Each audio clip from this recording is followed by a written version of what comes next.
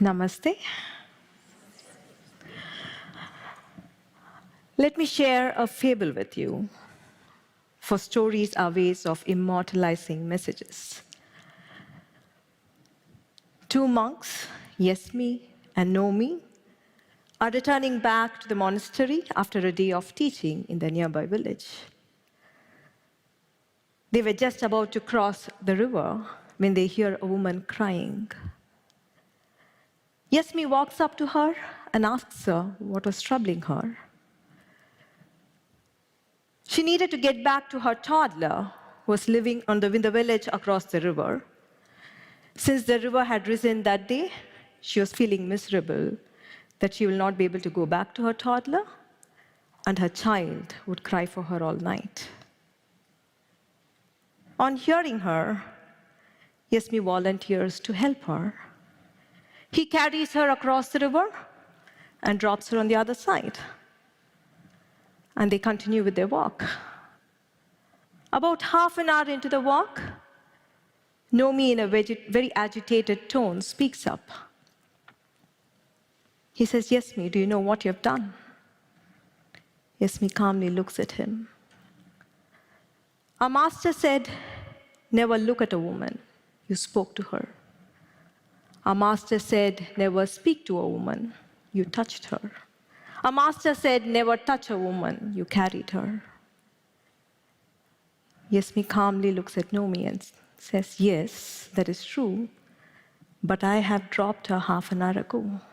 It is you who's still carrying her." Let me take you away from this story for a bit, for a tiny experience of meditation. Please close your eyes.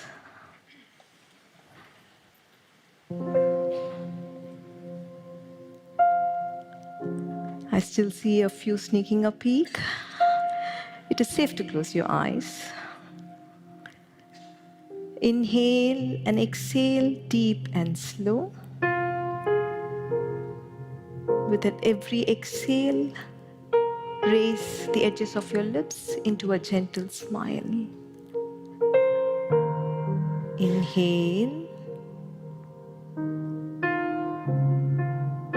Exhale.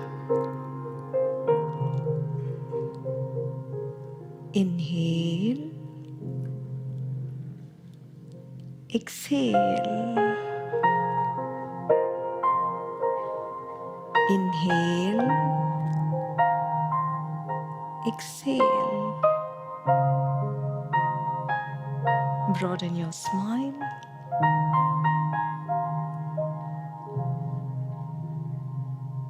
Open your eyes.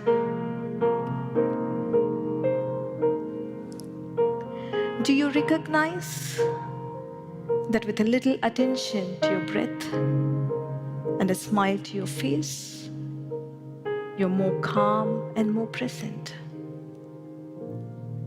The power to peace is always within you. Let us get back to our story. Yesmi and Nomi represent two states of being. Fundamentally, every one of us live only in two states. One is a stressful state. The other is a no-stress state. We call this no-stress state a beautiful state, for that is how life feels when you live free of stress.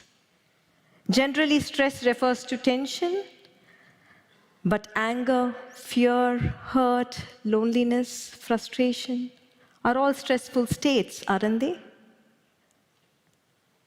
Beautiful state is a state of connection, joy, love, compassion, vitality, and passion. If you're not in a beautiful state, your default state is stress. If you look at the entirety of human life, behind war or peace, cooperation or corrosive politics, love or separation, persistence or failure, finally, happy children or a generation that is troubled. Behind all this is the driving force of these two states, Behind every choice and every action is the driving force of only one of these two states. So the most important choice is, from which state do we want to live our life? From which state do we want to relate to the people in our life? From which state do we want to achieve and fulfill every vision of our life? Sadly, our education, entire system of a society, our parents, our religion do not bring sufficient attention to our inner state. In fact, the very structure of education at school makes us compete, makes us feel jealous of another's progress, makes us feel ashamed of being less. It is a total compromise on the essence of being human. Let us get back to our story again. Yes, me represents the beautiful state, and no me represents the stressful state. No me has created a problem in his mind and is paralyzed with it. Yes, me solves the problem of a fellow human being and continues with this peaceful walk. No me is agitated before the event, during the event, and after the event. And his thinking becomes incredibly stupid and complicated because of his inner agitation. Yes, me, while in action, is fully present, and once the action is complete, his departure from the situation too is total. In a beautiful state, there is no compulsive rumination of the past or anxiety over the future. It is a state where you experience inner simplicity and the brilliance of an uncluttered mind. It is a state where you are connected to the present. No me is lost. In a stressful state, you're lost. You're disconnected from the others. You might be amidst people, but yet feel lonely. Yes, me is different.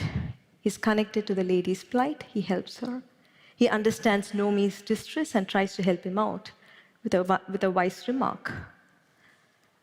In a beautiful state, you're powerful enough to help yourself and help others around you. You're outright intelligent,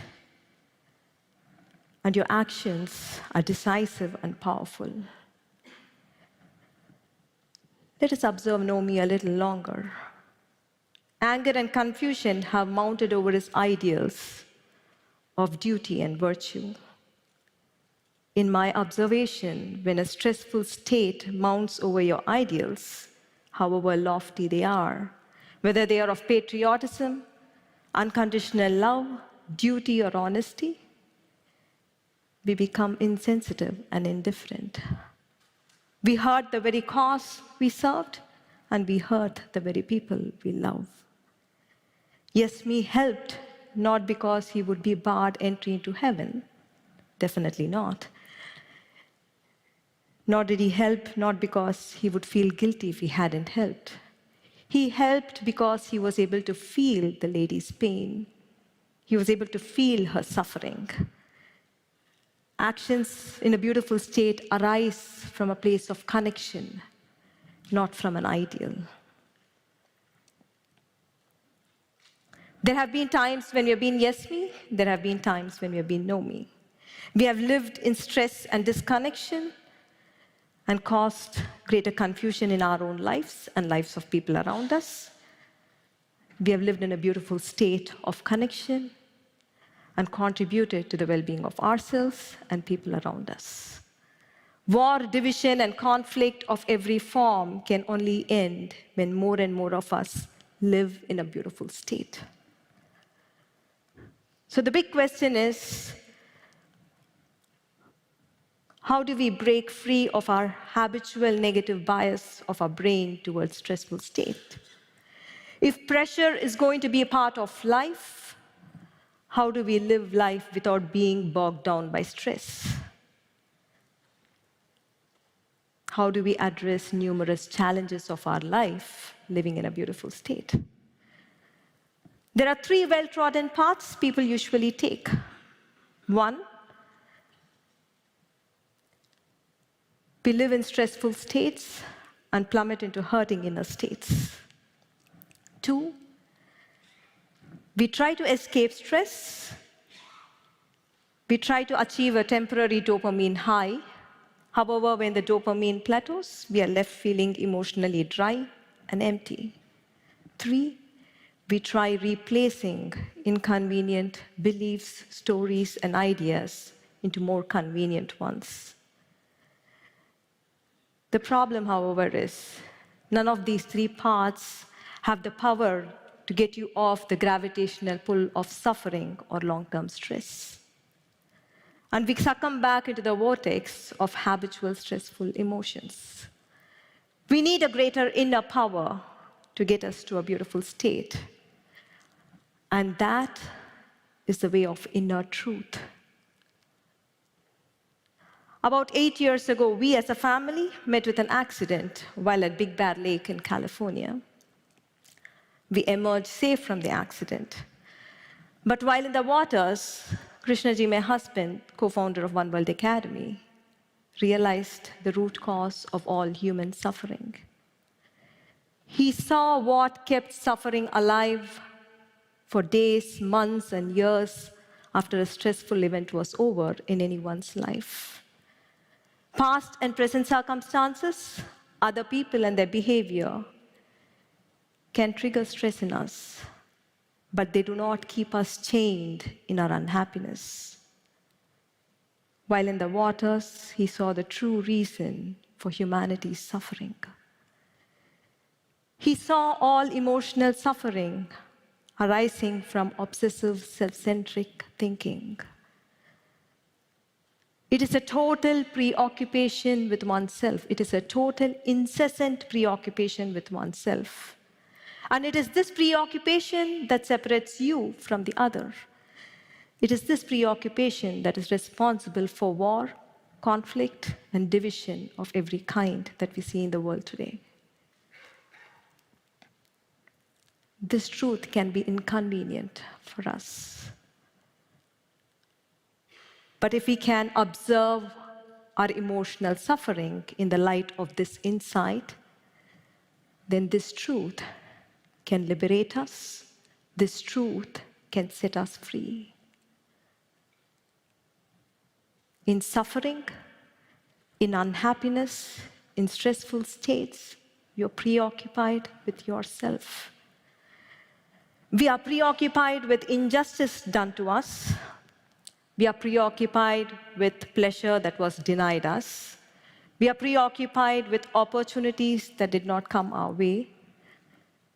We are preoccupied with love that was withheld from us.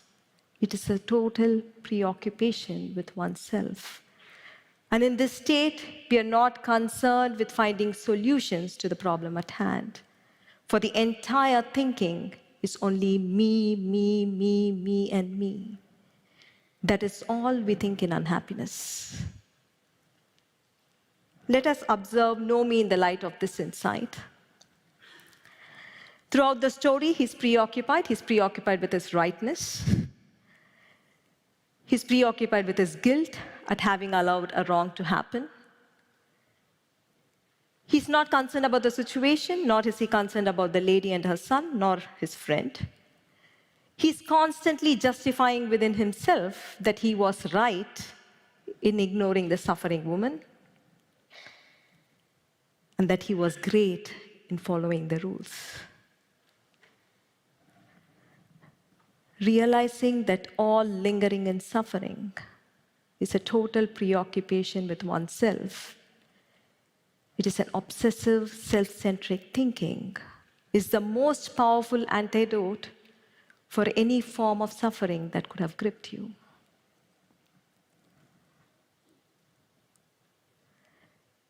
When you see it,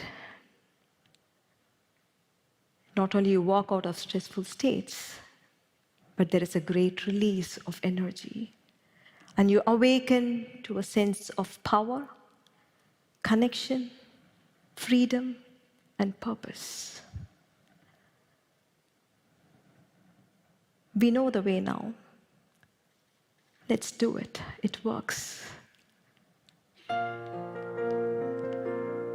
let us do a small 3-question meditation. Please close your eyes. Please remember, meditation is not about a religion. It is about being human. It is about returning to a beautiful state. Bring attention to your breath. Inhale and exhale, deep and slow. Observe yourself. Are you in a stressful state, or are you in a beautiful state?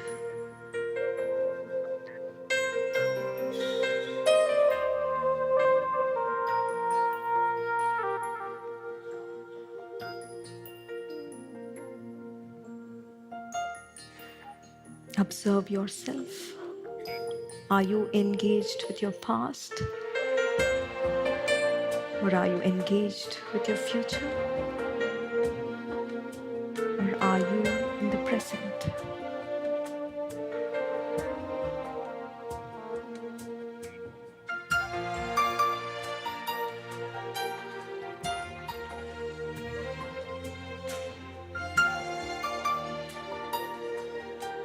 Observe yourself. Are you preoccupied with yourself? Or are you in a state of connection?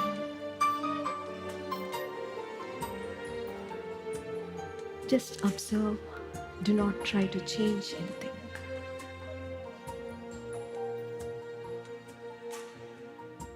Imagine a flame glowing in the middle of your forehead.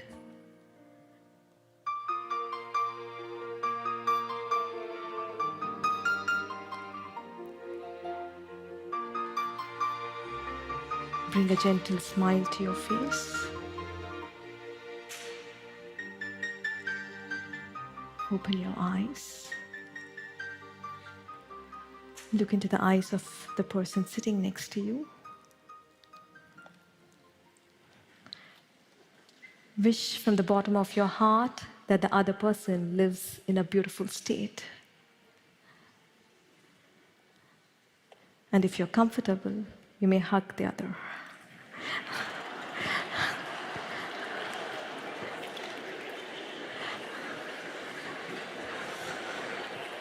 Thank you so much.